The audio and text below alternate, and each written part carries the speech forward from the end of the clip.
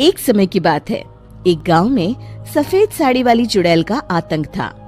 चुड़ैल रात भर गांव में घूमती और गांव का जो भी आदमी उसे दिखाई देता उसे वो घायल कर देती। अरे कोई तो बचाओ, मर गया रे। एक रात हरिया अपने खेत से अपने घर लौट रहा था कि तभी अचानक उसके सामने चुड़ैल आ जाती है।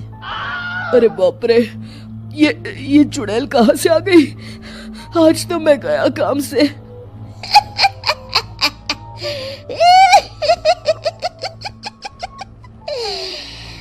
आज मुझे मेरा शिकार मिल गया। अरे चुड़ैल दीदी, मुझे छोड़ दो। जैसे ही चुड़ैल हरिया की तरफ बढ़ती है, हरिया वहाँ से भाग जाता है और अपने घर के दरवाजे पे पहुँचता है। अरे भगवान, जल्दी से दरवाजा खोलो, मेरे पीछे चुड़ैल पड़ी है। हरिया की पत्नी जल्दी से दरवाजा खोल देती है। अरे आप इतना हाफ क्यों रहे हैं? अरे मेरे पीछे चुड़ैल पड़ी है, आज तो मैं बाल बाल बच गया। जल्दी से सभी दरवाजे और सभी खिड़कियों को बंद करके बत्ती बुझा दो। तभी चुड़ैल हरिया के घर के पास पहुंच जाती है। अरे वो आदमी कहाँ गायब हो गया? मैं भी देखती हूँ आखिर कब तक बचेगा। मैं अपने शिकार को इतनी आसानी से नहीं छोड़ती। इतना कहकर चुड़ैल वहाँ से चली जाती है। वहीं दूसरी तरफ हरिया और उसकी पत्नी दोनों अपने घर की खिड़की से ये सब देख रहे होते हैं। अरे बाप रे, ये तो बड़ी डरावनी चुड़ैल थी। अगले दिन ये बात आग की तरह पूरे गांव में फैल जाती है और धीरे धीरे लोग चुड़ैल के डर के मारे शाम होते ही अपने घरों से बाहर निकलना बंद कर देते हैं। कुछ दिनों के बाद भाई, मैंने तो इस चुड़ैल के डर के मारे रात को अपने खेतों को पानी देना बंद कर दिया है। कहीं मेरी फसल सूख गई तो मैं तो कहीं का नहीं रहूंगा। साहूकार का कर्जा कैसे चुकाऊंगा? अरे भाई, पूरे गांव वालों का यही हाल है। पता नहीं ये चुड़ैल हमारे गांव में कहां से आ गई। फिर एक दिन गांव के पास वाली नदी के किनारे एक बहुत बड़े तांत्रिक के आने की बात कुछ गांव वालों को पता चलती है। वो लोग जाके ये बात गांव के मुखिया को बताते हैं। मुखिया जी, नदी के किनारे एक बहुत ही पहुंचे हुए तांत्रिक बाबा आए हैं। हमें उनसे मदद मांगनी चाहिए। मैंने सुना है वो बड़े बड़े भूतों और चुड़ैलों को अपने वश में कर लेते हैं। मुखिया जी सभी गांव वालों को लेकर उस तांत्रिक के पास पहुंच जाते हैं। ओम फट स्वाहा, ओम फट स्वाहा। तभी तांत्रिक अपनी बंद आंखों को खोलकर कहता है, क्या बात है? तुम सब लोग यहाँ क्यों आए हो? मुखिया जी उस तांत्रिक को सारी बात बता देते हैं। अच्छा, तो ये बात है। और तांत्रिक अपनी आंखों को बंद कर लेता है। मैं देख रहा हूँ तुम्हारे पूर्वजों ने बहुत पाप किए थे, जिससे ये गांव अब श्रापित हो चुका है। उसी के फल स्वरूप तुम्हारे गांव में चुड़ैल आई है। ये चुड़ैल बहुत खतरनाक है, ये किसी को नहीं छोड़ेगी।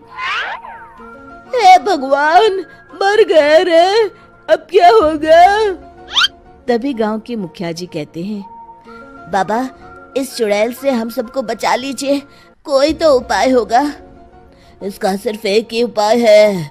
सभी गांव वालों को बारी बारी हर दिन अपनी आधी फसल उस पहाड़ी के ऊपर बनी काली गुफा में छोड़ के आनी होगी। तभी उस चुड़ैल की भूख मिटेगी और श्राप का प्रभाव खत्म हो जाएगा और तुम सब जिंदा बच जाओगे। सभी गांव वाले उस तांत्रिक की बात को मान लेते हैं और वहां से चले जाते हैं। फिर अगले दिन से रोज उस गांव के लोग बारी बारी से अपनी आधी फसल उस काली गुफा के पास जाकर रखाते। कुछ दिनों बाद हरिया की बारी आती है। बाप रे, आज तो मेरी बारी है उस काली गुफा में जाने की। क्या करूं, वो तो बड़ी खतरनाक चुड़ैल है। मेरे तो हाथ पैर कांप रहे हैं। फिर हरिया डरते डरते अनाज की बोरियां अपनी बैलगाड़ी में लाद देता है।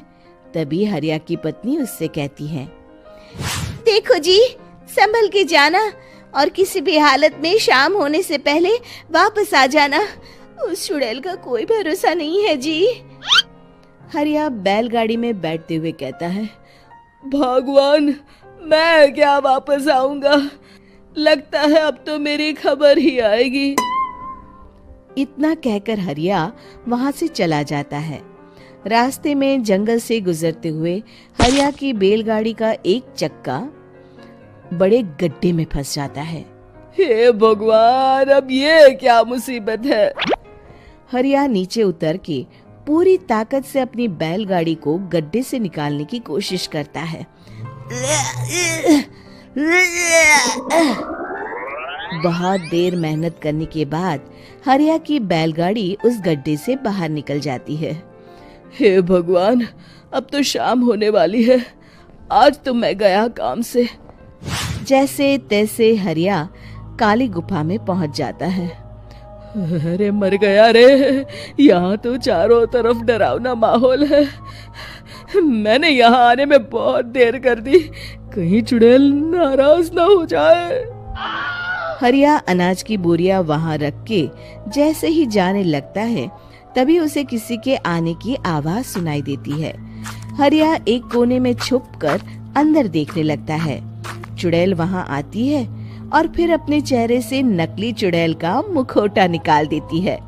हरिया ये देख के हक्का बक्का रह जाता है। तभी चुड़ैल कहती है, भैया यहाँ आना। आज तो बहुत अनाज आया है, इसे मिलाकर अब हमारे पास ढेर सारा अनाज जमा हो गया है। कल ही हम इसे शहर में बेच आएंगे और माला माल हो जाएंगे। तभी अंदर से नदी के किनारे वाला तांत्रिक बाहर आता है। अरे, ये तो तांत्रिक बाबा है। हाँ, अब तो हम दोनों की जिंदगी मजे में कटेगी। गांव वालों को बेवकूफ बनाना इतना भी मुश्किल नहीं था। लोग तो तुम्हें सच में असली चुड़ैल समझते हैं। हाँ, तुमने सही कहा। अब ये गांव वाले चुड़ैल के डर से जिंदगी भर इस काली गुफा में अनाज पहुंचाते रहेंगे। अच्छा, तो ये बात है।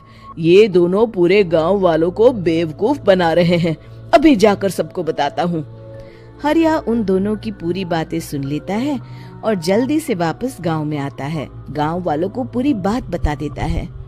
इससे पहले वो दोनों हमारा अनाज लेकर शहर जाए, हमें उन दोनों को पकड़ना होगा। उधर दूसरी तरफ नकली तांत्रिक और नकली चुड़ैल बनी औरत एक बड़ी गाड़ी में सारा अनाज लाद के वहां से निकलने की तैयारी कर रहे होते हैं। जल्दी करो, इससे पहले हमें कोई देख ले। हमें यहाँ से निकलना होगा। और तभी वो दोनों देखते हैं कि सामने से सभी गांव वाले अपने अपने हाथों में मशाल लेके आ रहे हैं। दोनों बुरी तरह डर जाते हैं। रुक जाओ, तुम दोनों का भांडा फूट चुका है।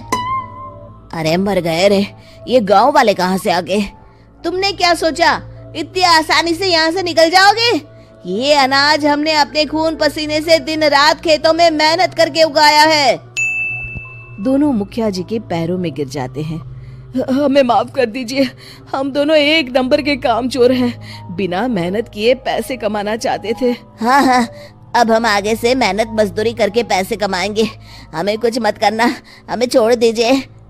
इतना कह के दोनों गांव छोड़ के भाग जाते हैं और सभी गांव वाले फिर से खुशी खुशी रहने लगते हैं। शिक्षा, तभी तो कहते हैं कि किसी भी समस्या का समाधान केवल सूझबूझ से ही करना चाहिए और कभी हिम्मत नहीं हारनी चाहिए। दोस्तों, हमें उम्मीद है कि आपको हमारी ये कहानी पसंद आई होगी। कृपया हमारे चैनल को सब्सक्राइब करें और सभी अपडेट्स के लिए बेल आइकन जरूर दबाएं। और हाँ, वीडियो लाइक और शेयर करना मत भूलिएगा। Bye bye.